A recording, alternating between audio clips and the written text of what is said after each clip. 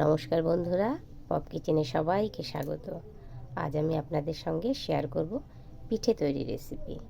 আজকে আমি করব চিতই পিঠে বা সাঁচের পিঠে। তার জন্য আমি নিয়ে নিয়েছি দেখুন চালের গুঁড়ি।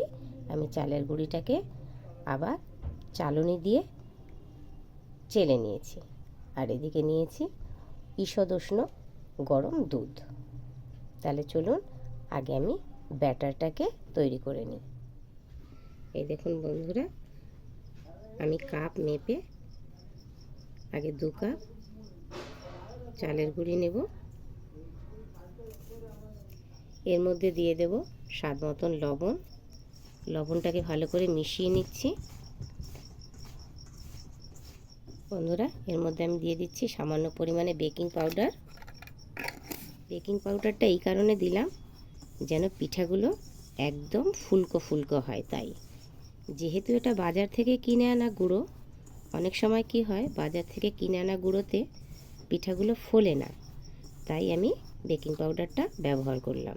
যদি নিজেরাই চাল বেটে গুঁড়ো করেন তাহলে কিন্তু এই বেকিং পাউডারটা আপনারা অ্যাভয়েড করতেই পারেন। এবার আমি এই কাপের মাপেই পরিমাপ করে নিয়ে নিচ্ছি দুধ। আমি দুধটা আগেই ঈষদ উষ্ণ করে নিয়েছি। এবার আমি এটাকে হাত দিয়ে ভালো করে ফেটিয়ে নেব। বন্ধুরা, এটাকে একদম ভালো করে ফেটিয়ে নিতে হবে। প্রথম অবস্থায় কিন্তু ব্যাটারটা অনেক মোটা ছিল। এটা যত ফেটাবো তত পাতলা হবে, পিঠাগুলো তত সফট হবে।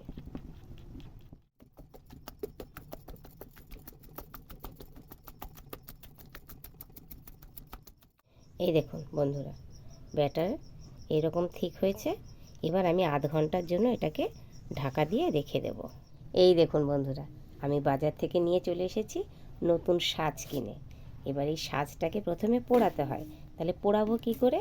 এই সাজের মধ্যে আমি দিয়ে দেব লবণ। এটাকে যদি লবণ দিয়ে পোড়ানো হয় তাহলে সাজটা ফাটে না, আর সেটা থেকে পিঠে ভালো। চলুন এটা গ্যাসে বসিয়ে পুড়িয়ে নিই। এই দেখুন বন্ধুরা, গ্যাস আমি জ্বালিয়ে দিয়েছি আর গ্যাসের উপরে বসিয়ে দিয়েছি সাজ। আর নুন দেওয়া অবস্থাতে সাজ বসানো রয়েছে।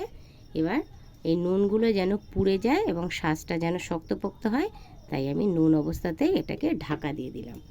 নুনগুলো পুড়ে কালো হয়ে যাবে, তারপরে আমি সেই নুনটাকে ফেলে তারপরে তেল দিয়ে এটাকে ব্রাশ করে নিয়ে পিঠেগুলো এর উপরে দেওয়া হবে। এই দেখুন বন্ধুরা, নুন দিয়ে পোড়ানো হয়ে গেছে।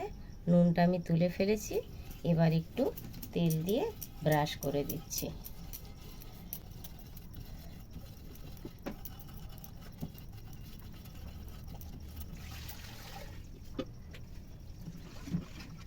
এই দেখুন ব্যাটারের থিকনেসটা কেমন হয়েছে।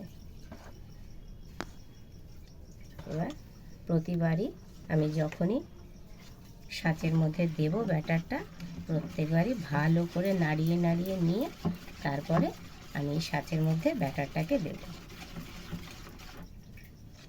এই দেখুন ফেটিয়ে নিচ্ছি।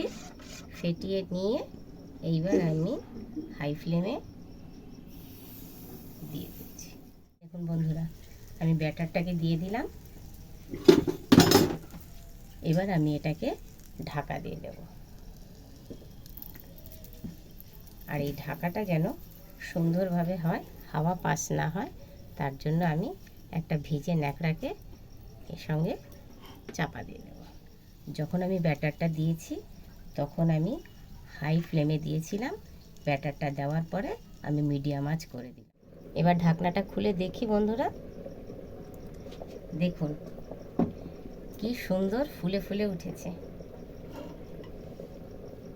বাহ, কি দারুণ উঠে গেছে। দেখুন বন্ধুরা, দেখুন বন্ধুরা কি সুন্দর ফুলেছে আর কি সুন্দর উঠে যাচ্ছে।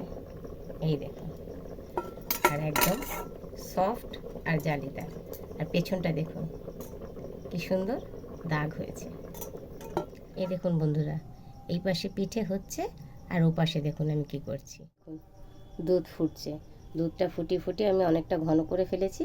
এইবার আমি এর মধ্যে দিয়ে দেব এলাচ ফাটিয়ে। এই দেখুন এলাচগুলোকে আমি ফাটিয়ে নিয়েছি। এবার এই দুধের মধ্যে দিয়ে দিলাম। আমি পিঠেগুলোকে গরম গরম ভাজবো আর এই দুধের মধ্যেই দেব। তার আগে আমি দুধের মধ্যে দিয়ে দেব গুড়। তাহলে চলুন গুড়টাকে আগে ভালো করে ক্র্যাশারে ক্র্যাশ করে নিয়ে আসি। এই দেখুন আমি নিয়ে নিয়েছি খেজুরের পাটালি।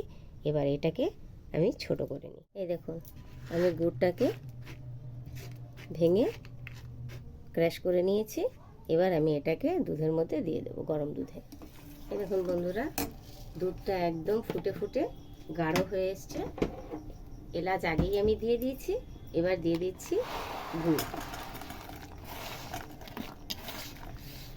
আর আমি দিয়ে দিচ্ছি অল্প চিনি।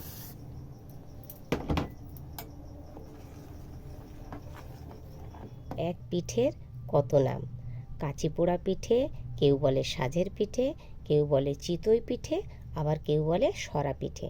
সে যাই হোক, আমি দেখুন সরা পিঠে করেছি। দেখুন কি সুন্দর সফট হয়েছে, জালিদার।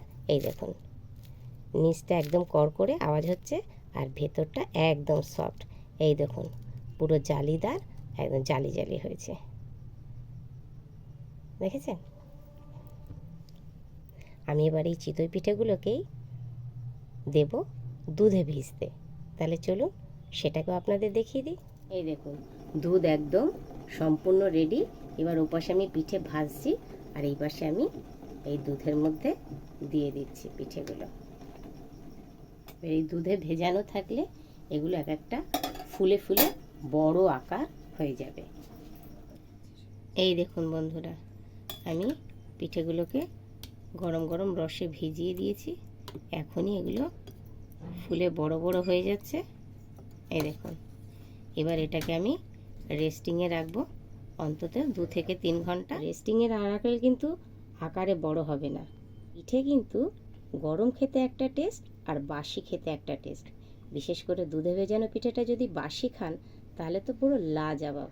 এই দেখুন বন্ধুরা, ভিজিয়ে রাখার পরে পিঠেগুলো ফুলে কি সুন্দর হয়েছে আর একদম নরম তুলতুলে হয়ে গেছে। দেখতে কি সুন্দর লাগছে আর খেতেও সেই রকম সুন্দর হয়েছে। তাহলে সাজের পিঠে দুধে ভেজানো আপনাদের কেমন লাগলো অবশ্যই কিন্তু কমেন্ট করে জানাবেন। আর ভালো লাগলে লাইক করবেন, শেয়ার করবেন আর সাবস্ক্রাইব করতে ভুলবেন না। তাহলে আজকের মতন এই পর্যন্ত, টাটা।